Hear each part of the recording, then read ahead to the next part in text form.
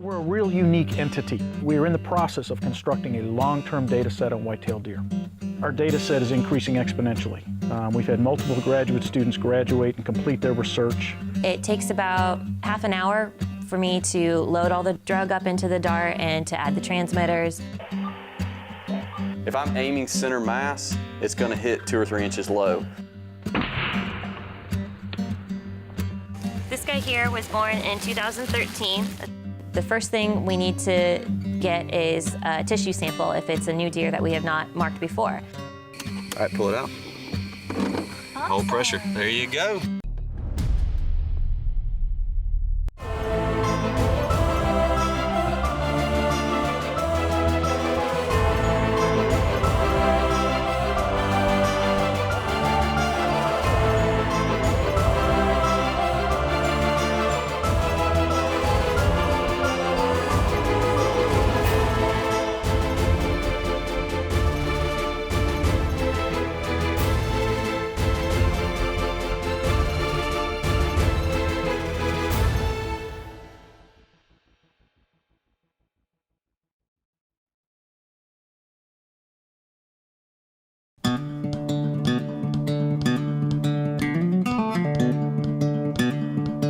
It's an exciting time for our deer research program. We've just acquired some of the control over the facility and what we do and where we go with it. We have the ability to control our equipment. We have the ability to control the finances that are flowing into maintenance of the facility as well as the entire research program. These are about two acres. They're exclosures. Each of the exclosure has 6 gates on it. They're designed to do some food plot research.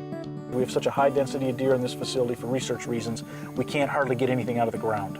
So we have to be able to fence it to get it out of the ground to be able to take a look at preference. Then we can open up the gates and we can monitor what the deer prefer, what they're consuming, et cetera, et cetera. We can still do other nutritional analyses on it just the same. At this time, we're also at a place where our data set is increasing exponentially. We've had multiple graduate students graduate and complete their research. We have a comprehensive data set on reproductive success where we've been looking at antler size and body size and physical characteristics and how that's influencing reproductive success in males. We currently have a graduate student that's taking this the next step where she's going to be looking at components of the immune system to try and understand how the immune system ties in with reproductive success in males. Hopefully this information can be useful to hunters, it can be useful to managers dealing with issues associated with things like epizootic hemorrhagic disease, potentially chronic wasting disease, bovine tuberculosis, or many of the other diseases and pathogens that affect whitetail deer across the United States today.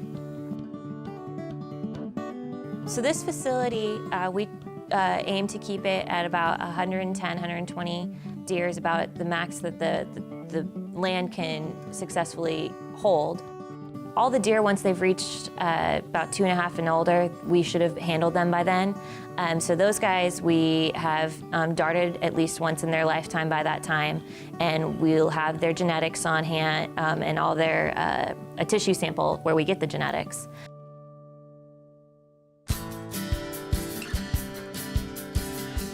In addition to whitetail deer, in addition to what we're doing and trying to address some of these deer biology questions, we have unique opportunities to collaborate with other faculty at Auburn University. We have collaborative studies that are just getting underway with. This is a project that somebody else in the School of Forestry and Wildlife is curious about. They do a lot of samples looking at fungus, and so they're curious, since we're already capturing the deer, if we can just take a quick antler swab and see if there's any new species of fungi out there. They've done it before with hogs, and just with some hog capturing, they found, I think, 2 or 3 different species of fungus that hadn't been discovered yet. So it's just some exploratory research for a different professor that we're helping them out with. There's a whole host of things that we can look at with this population, and because each individual in the population is tagged, because each individual we have unique genetic information and we have unique data for, because of that intimate knowledge, we're able to address so many different things, so many aspects of biology and ecology of the species that we just never would have dreamed of.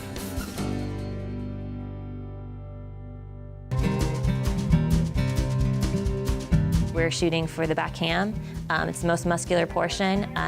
so it'll get the drug into the system the best. The thing that makes it harder is when they just take off running, they never check up, never stop till they get 200 yards away. This is the opposite of hunting. We want them to live and to keep reproducing. We want to follow how that happens throughout their lifetime. Destination Whitetail is brought to you by Browning Trail Cameras, by Thompson Center, America's master gunmaker, by Sever Broadheads, straight through it, by Primal Tree Stands, and by Remington, America's oldest gunmaker. This is the opposite of hunting. We want them to live and to keep reproducing. We want to follow how that happens throughout their lifetime.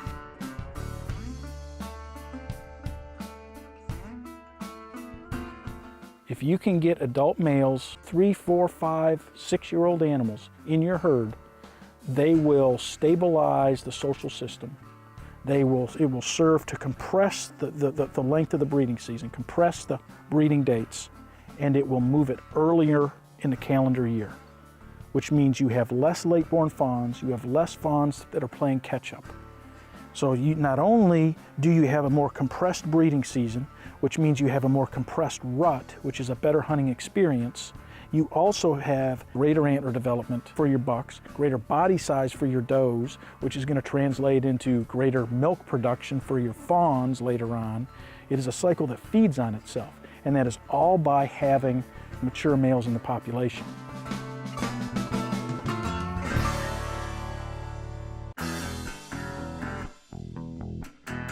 Shooting at deer with a dart gun that have been shot before has a unique set of rules.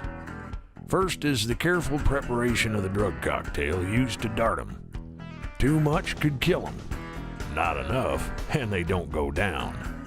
It takes about half an hour for me to load all the drug up into the dart and to add the transmitters, figure out where, organize who's going to be darting from what stand, and get everything organized that way, get everything loaded in the truck. It usually takes me about half an hour to get everything organized. And then, so with that, we have to mix up the drug solution and add that to the dart. Then with that, we'll test the transmitter, make sure everything's okay, battery, and make sure we've got the right frequency, because sometimes those radio transmitters will vary a little bit depending on the day. May do a couple practice shots on the dart gun just to make sure everything's in order, because we only have one shot, so everything needs to be perfect. I sight it in to where, like, if I'm aiming center mass, it's going to hit 2 or 3 inches low. And then even on top of that, I still aim low. So like, I'll probably aim just at the body line where the belly hits the hind quarter. You know, if you were to draw an imaginary line right there, that's right where I aim. So it's kind of in 2 ways, kind of erring on the side that the deer's going to jump and duck. Usually they're going to go down within 10 minutes, but it really just depends on how excited the animal is, how good your shot is. There's a lot of variables, but I would say usually if it's a good shot and everything, they'll be down within 10 minutes. Pretty much what you like to see is you shoot, and then a lot of times you'll actually see the deer. A lot of times you'll actually see the deer off in the distance. If you ever hear them stop and blow, or you see them stop, they're done. They're not going any farther. But the thing that makes it harder is when they just take off running. They never check up, never stop till they get 200 yards away.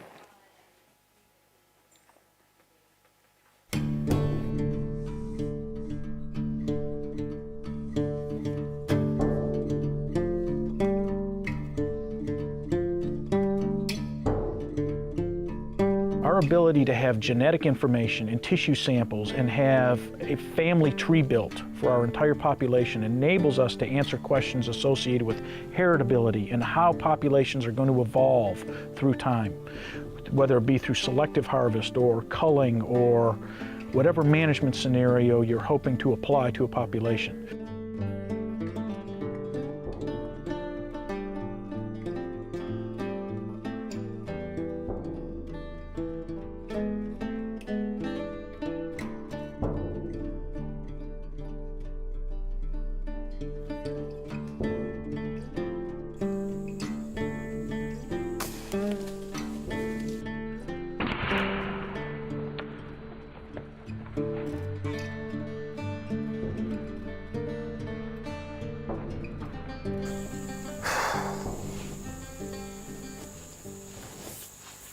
we got him, we'll see. I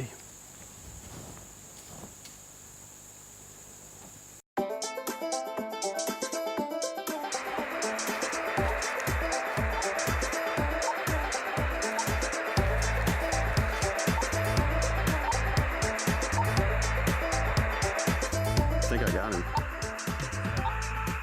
I don't know, it was kind of giving me that feeling like he was still moving a little bit.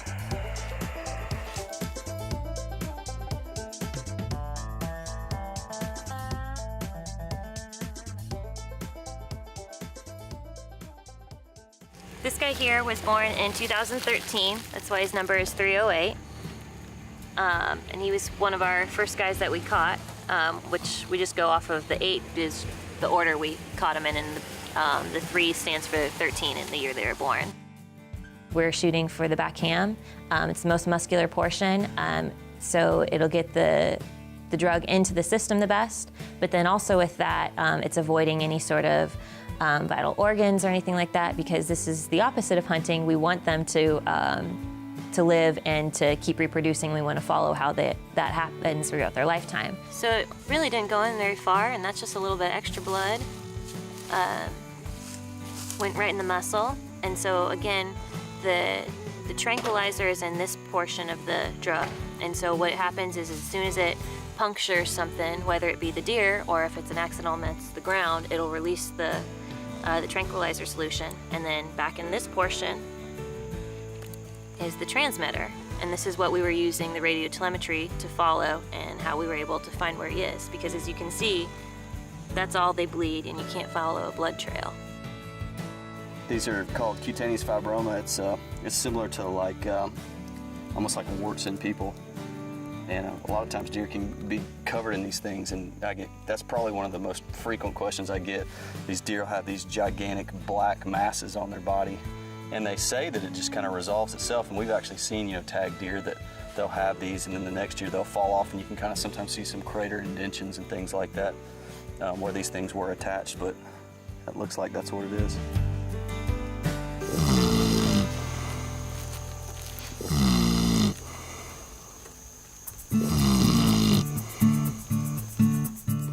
There's questions about what does whitetail deer management do to populations. Some would pose that we are strengthening populations. Some would pose that we're weakening populations with management strategies.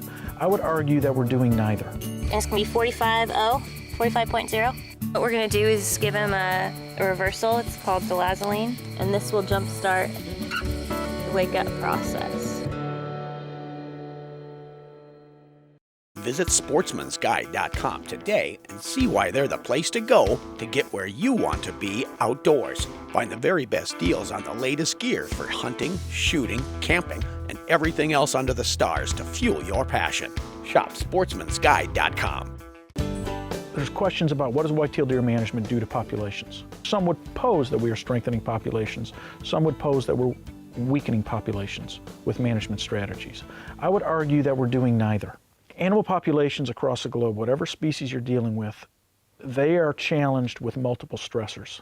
They are consistently challenged with predation, with diseases, with climatic challenges, and it's those factors that are going to weed out weaker individuals, yet promote those individuals that are stronger. Selective harvest of individuals, in theory, has the potential to alter genetics in a population. And if that is the only pressure on whitetail deer populations, then yes, it could negatively influence it.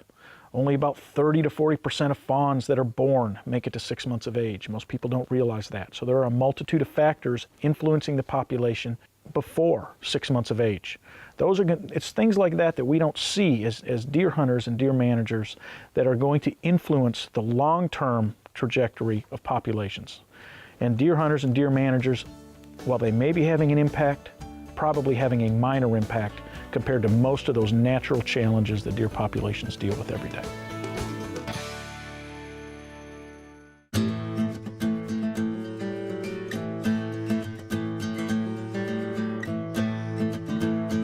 Carolyn and her team take out some students who are getting their first dose of field work. I have not seen deer becoming tame or anything like that over time.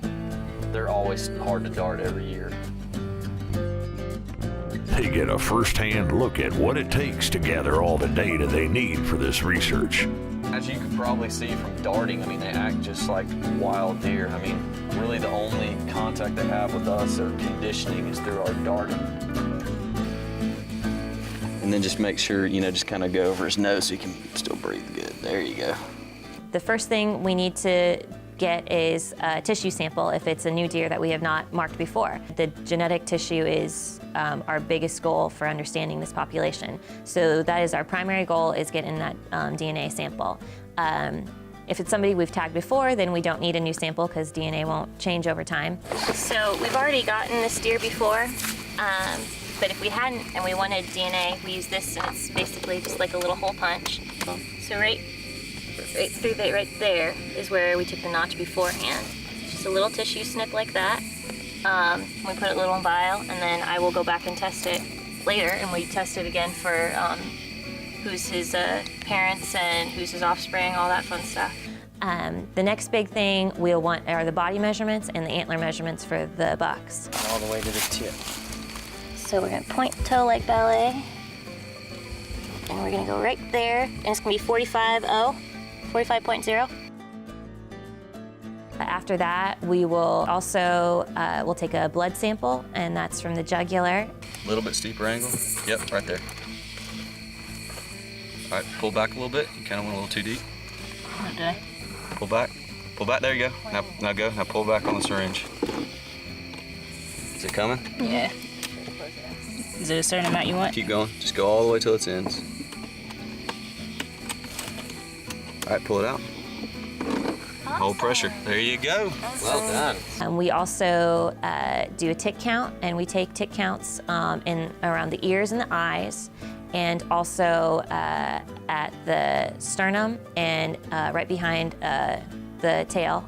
And then the final thing we do is we shave about this thick. We'll do a shave around their belly. It looks like a belt. This is just so that we know that we've darted him for the year.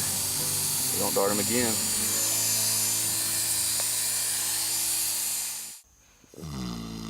Once the down buck has gone through the complete physical and all the blood and DNA samples have been taken, it's time to wake him up.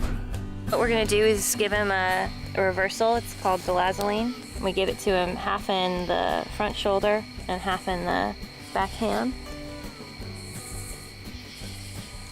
And this will jumpstart the wake up process.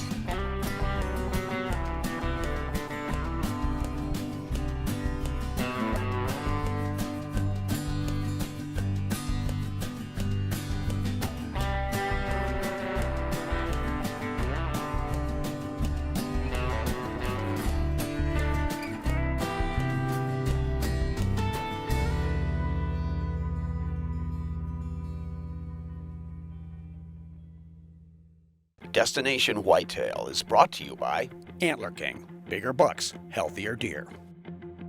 By Scent Killer Gold with Hunt Dry technology. Apply it, dry it, and go hunt. By 10-Point Crossbow Technologies. There is no substitute. Get armed and deadly with Easton FMJ arrows. And by Matthews Archery. This is Deer Tech TV, the best in outdoor technology. Powered by Browning Trail Cameras. We all love deer hunting, but no deer, no hunt, anything is ever worth getting hurt over. So you always want to do your best to be as safe as possible. You don't want to be in a rush or be super tired, because that's when mistakes happen. You get off balance, you slip, you fall. Just slow down when you get to your stand and you'll be fine. First thing, always have your full body harness on. Hook into your lifeline, keep that above your head as you go up and down, so when you fall, you're right there, you don't fall too far. Second thing, and the most basic and simple part, is always have 3 points of contact with the stand, whether it's a ladder stand, climbing steps, whatever. That means both hands on the side rails and 1 foot on a rung, and you take one at a time. And when you move to the next rung, don't move until you have both hands on the rail, and then you take one more step. If you follow all of these tips, they will keep you safer, but sometimes accidents happen. Here's one more safety measure that you can use in case of a fall that'll make sure you get home safely.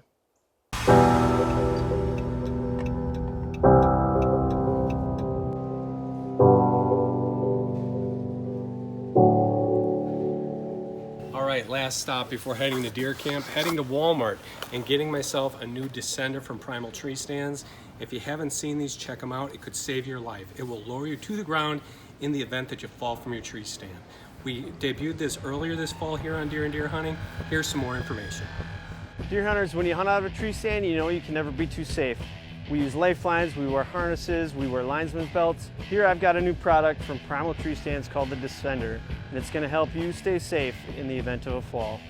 The emergency descender lowers the hunter automatically and hands-free immediately after a fall. Even if the hunter is unconscious or injured, the descender can provide an automatic and gradual descent to the ground. The system is engineered to be rugged, compact, and easy to use. You can already use your current full-body safety harness, and it has a weight range of 120 pounds up to 300 pounds. The emergency descender is small enough to fit in your pocket or safety harness and weighs less than 2 pounds, and it allows the hunter to be attached to a tree up to 25 feet from the ground. For more information about the Descender safety device, check out primaltreestands.com.